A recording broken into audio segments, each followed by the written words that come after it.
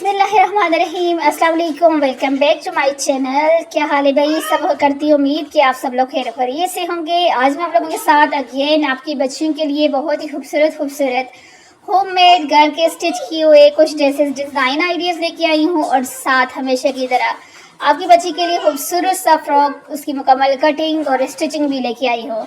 तो यहाँ पर ये देखें, आप अपनी बच्ची के लिए यहाँ पर इस तरह से खूबसूरत सा जो है शलवार और साथ इस तरह से फ्रॉक कमीज़ शर्ट बना सकते हो। इसके अलावा यहाँ पर ये घर की स्टिच किए हुए कुछ होममेड जो है और यानी कि ड्रेसेस हैं। आज जो है ना शर्ट्स के साथ आपको डिज़ाइनिंग यहाँ पे जो है रेडी है वो मिल रही है कि किस तरह से फ्रॉक के साथ आपको काफ़ी सारी डिज़ाइनिंग मिलती रहती है। तो आज ये वाली जो है शर्ट्स के साथ है, देखें इस तरह से बना सकती हैं आप। अगेन चलिए शुरू करते हैं आज का जो फ्रॉक है इसकी मुकम्मल कटिंग और स्टिचिंग। तो उसके लिए सबसे पहले आपने इस तरह से कपड़े को जितना आपको चाहिए लेंथ में उतना लेना है। लेने के बाद आपने उसको फोल्ड करके ओनली जस्ट जो है आर्म होल वाली साइड से जितना आपने आर्म होल रखना है उसकी कटिंग कर लेनी है। 5 इंच आर्म होल की कटिंग होती है, 6 होती है, 7 होती है, ठीक है। अगेन यहाँ पर ये देखें इस तरह से कपड़ा है, तो ये डबल कपड़ा है, इसको आपने इस तरह से लेना है। और लेने के बाद ये कपड़ा जो है स्लीव्स के लिए, जिसकी टोटल लेंथ जो है 10 है और जो इसकी विड्थ है वो 23 थी। अब इसको आपने इस तरह से फोल्ड करके रखना है। इसी तरह से अगेन ये दूसरा वाला जो पार्ट, ये वाला जो है ना आपकी जो फ्रॉक का पार्ट होगा, उसको आपने लेना है और ये खुली वाली साइड जो होगी कपड़े की, उस साइड को यहाँ से कटिंग करके आपने निकालना है। ये देख लें, बंद साइड से नहीं, खुली साइड से। तो अगेन आपने 1.5 इंच के ऊपर मार्क करना है यहाँ पर इस तरह से। फिर आपने अगेन एक और जो है यहाँ पे लाइनिंग कर लेनी है और फिर उससे आपने कटिंग करनी है। इतनी ही आपने साइड से रखते हुए कटिंग करनी है और आपने कुछ भी नहीं करना। तो अब इस तरह से खोल लेंगे कपड़े को।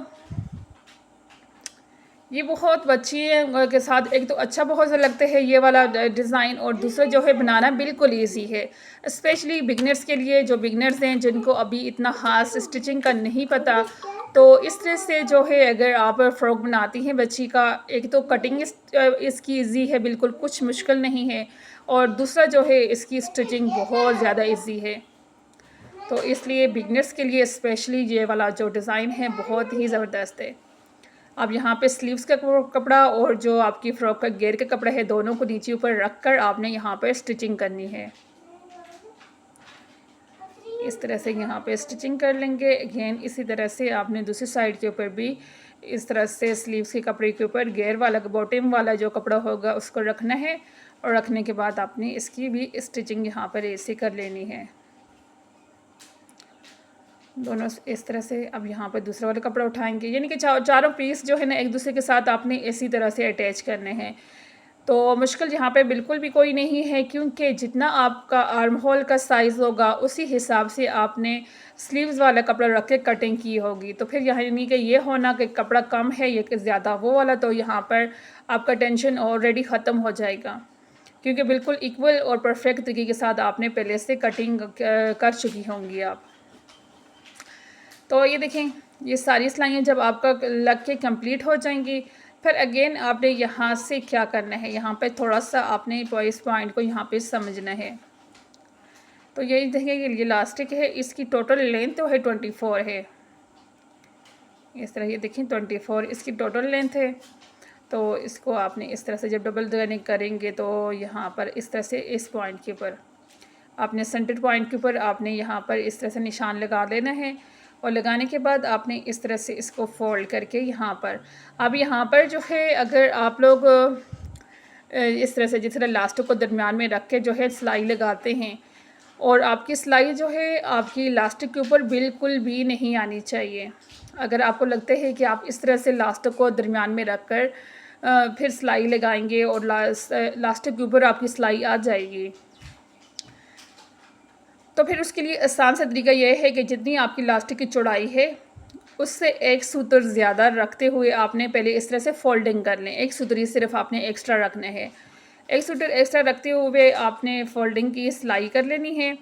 और फिर अगेन जब आपकी फोल्डिंग सिलाई कंप्लीट हो जाए तो फिर आपने उसके अंदर लास्टिक को जो है, जिस तरह नॉर्मली हम लोग जो है लास्टिक को डालते हैं किसी भी डिज़ाइन को बनाने के लिए, आप उसके अंदर फिर लास्टिक को ऐड कर सकती हैं।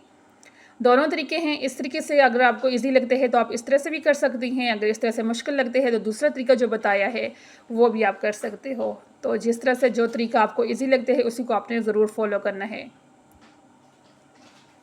तो जो बिगनर्स होते हैं उनके लिए थोड़ा सा शुरू में इस तरह से लगाना मुश्किल होता है, लेकिन थोड़ा सा अगर आप ध्यान से एहतियात के साथ काम करेंगी तो फिर यकीनन आपकी लास्टिक के ऊपर सिलाई यहाँ से नहीं लगेगी, तो फिर एक साथ ही आपका सारा काम जो है कंप्लीट हो जाएगा। फिर भी आप लोगों को जैसा इजी लगे उसी तरीके से काम किया करें। इस तरह से ये देखें, साथ साथ आपने लास्टिक को खींचते जाना है। तो इस तरह से ये देखें, पीछे वाली साइड से भी आप थोड़ा सा कपड़े को खींच के रखेंगे तो आपका काम जो है इजी हो जाएगा। इस तरह से खींच के रखेंगे ना, क्योंकि लास्टिक जब हम लोग इस तरह से दरमियान में रख के सिलाई लगाते हैं तो दोनों साइड से हमें कपड़े को कवर करके फिर काम करना होता है। अच्छा, तो अब यहाँ से ये देखें, ये लास्टिक हमारी यहाँ पर कंप्लीट हो जाएगी जब वहाँ से लास्टिक को जो है ये देख लें, ये कितनी इजी तरीके के साथ देखिए नेक के स्लीव्स की साइड पर सारी लास्टिक हो चुकी है। अब लास्टिक जो है स्लीव्स के लिए इसकी टोटल जो लेंथ है वो है 9। तो अब इसको भी इसी तरह से फोल्ड करके यहाँ पे स्लीव्स के अंदर भी अटैच कर लेना है। तो इससे आपके स्लीव्स के अंदर जो एक खूबसूरत सा फॉल बनेगा ना, जो प्लेट्स बनेगी, चुन्स बनेगी, बहुत ज़्यादा खूबसूरत और अच्छी लगती हैं। तो जिस तरह से स्लीव्स के अंदर आपने अटैच करना है, सेम इसी तरीके के साथ आपने दूसरा वाला जो स्लीव्स है उसके अंदर भी अटैच करना है। स्टिचिंग करके आप लास्टिक इसके अंदर चले जाएगा। तो बस यहाँ पर दोनों साइड पे स्लीव्स से जब लास्टिक आपका अटैच हो जाएगी तो फिर आपने इस तरह से रखना है। रखने के बाद आपने यहाँ पर फिटिंग की सिलाई लगानी है।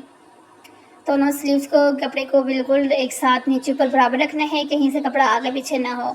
और बिल्कुल इस तरह से तकरीबन जो साइड से हम लोग कपड़ा छोड़ते हैं आधा इंच या आधे इंच से जो है 2 सुतरा बेशक कम रख लिया करें।